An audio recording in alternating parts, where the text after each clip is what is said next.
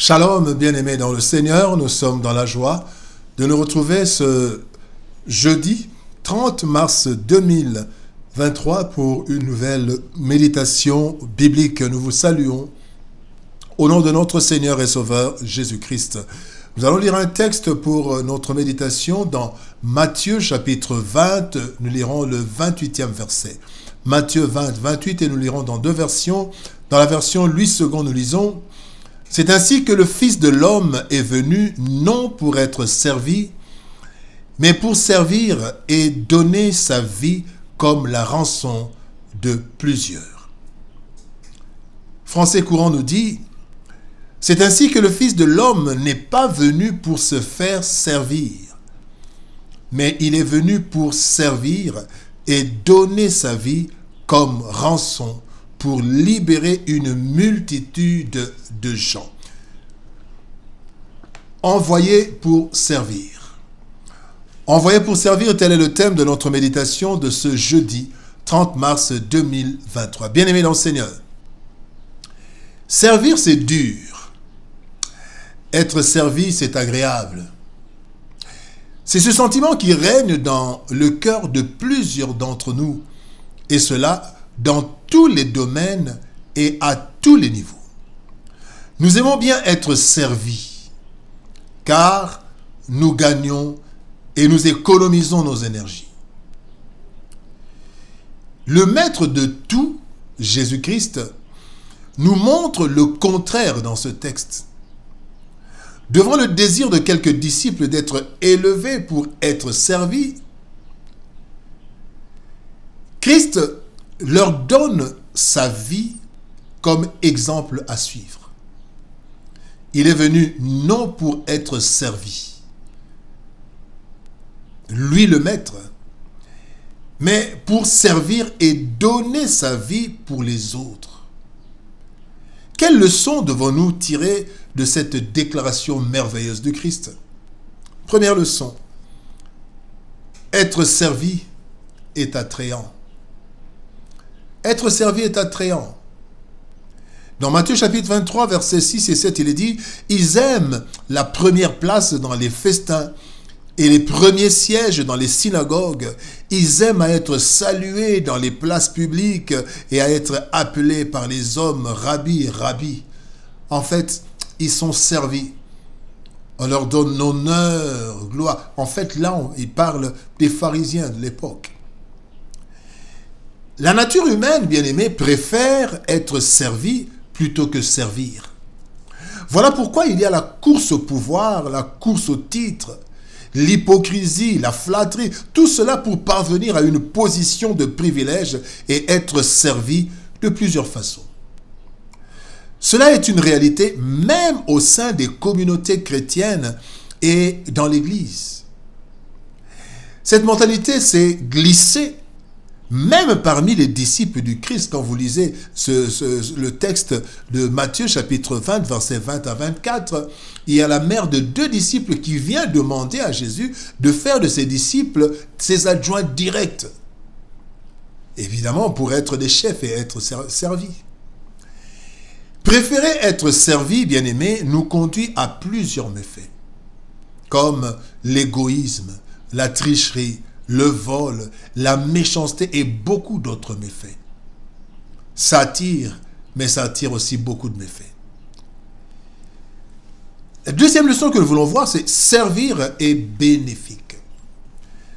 Dans Actes des Apôtres, chapitre 20, verset 35, à la fin, il est dit: il y a plus de bonheur à donner qu'à recevoir.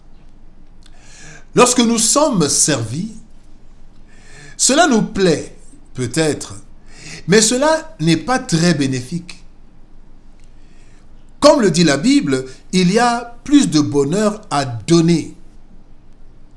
Nous pouvons aussi dire plus de bonheur à servir.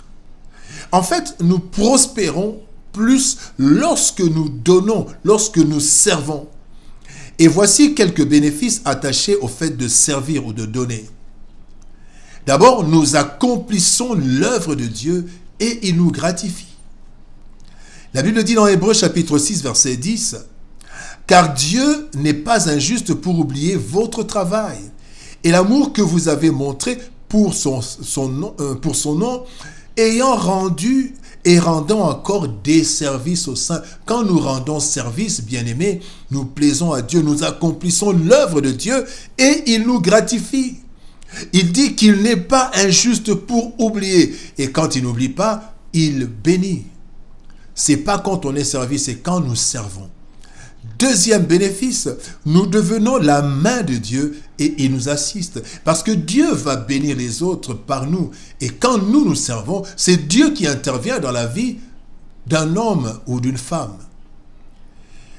Troisième chose, c'est qu'en retour, nous serons bénis. Proverbe chapitre 11, verset 6 dit « L'âme bienfaisante sera rassasiée et celui qui arrose sera lui-même arrosé. » Quatrième bénéfice, la joie, nous avons la joie de celui que nous servons. Vous savez, quand vous servez quelqu'un, cette personne est dans la joie et cette joie nous contamine, nous est communiquée et nous sommes dans la joie d'avoir servi.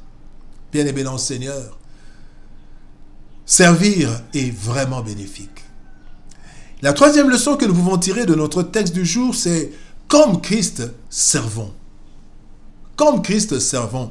Dans Jean chapitre 20, verset 21, la Bible dit « Jésus leur dit de nouveau, la paix soit avec vous. Comme le Père m'a envoyé, moi aussi je vous envoie. » Bien-aimé, chacun de nous doit savoir qu'il est en mission.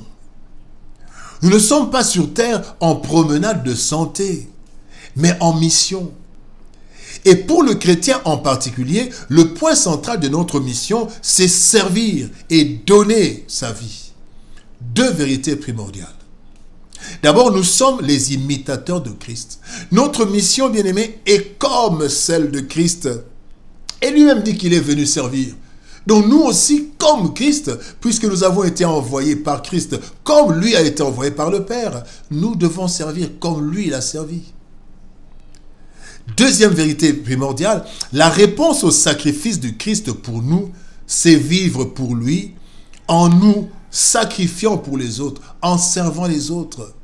Bien-aimés, nous n'allons pas servir Jésus en retour, parce que le Christ n'est pas sur terre, mais nous servons des personnes que Dieu veut bénir. Et quand nous servons ces personnes, en fait, c'est à lui que nous faisons cela. Rappelez-vous dans Matthieu, la Bible dit le chapitre 24, Jésus dit, vous avez fait ceci, j'étais malade, vous avez fait ceci, j'étais en prison, vous m'avez visité.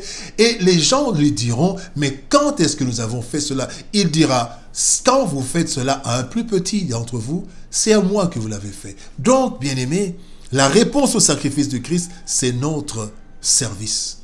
Dans 2 Corinthiens chapitre 5, verset 14, il est dit, il est mort pour tous afin que ceux qui vivent ne vivent plus pour eux, mais pour celui qui est mort et ressuscité pour eux. Bien-aimés en Seigneur, être servi, c'est agréable. Servir, c'est formidable.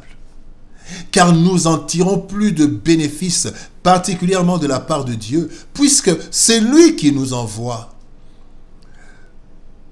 Devant, bien-aimés, être comme imitateurs, devant être imitateurs de Dieu, nous devons changer de mentalité. Abandonner cette mentalité de vouloir toujours être servi et adopter la mentalité de servir, la mentalité divine et chrétienne. Servir et donner sa vie pour les autres. Bien-aimés dans le Seigneur, cela nous apporte en définitive un gain éternel, bien sécurisé, qui nous donne la vraie joie. Bien-aimés dans le Seigneur, nous sommes envoyés pour servir. Prions le Seigneur. Éternel Père de gloire, il est vrai que nous avons souvent de la joie quand nous sommes servis, mais ce n'est pas pour cela que tu as été envoyé, ce n'est pas pour cela que toi tu nous as envoyés. Aide-nous à servir. Que nous puissions mettre au centre de notre vie, Seigneur, le service comme base de notre mission. Parce que quand nous servons, Seigneur de gloire, nous te plaisons. Quand nous servons, Seigneur de gloire, tu te souviens de nous. Quand nous te servons, Seigneur, nous sommes dans la joie de voir des hommes et des femmes être dans la joie parce qu'ils ont été servis. Seigneur, donne-nous, Seigneur, cette mentalité de servir et non de chercher à nous faire servir. Au nom de Jésus-Christ, nous avons ainsi prié, Père. Amen. Bien-aimés dans le Seigneur, que Dieu nous bénisse. Shalom, au revoir et à demain.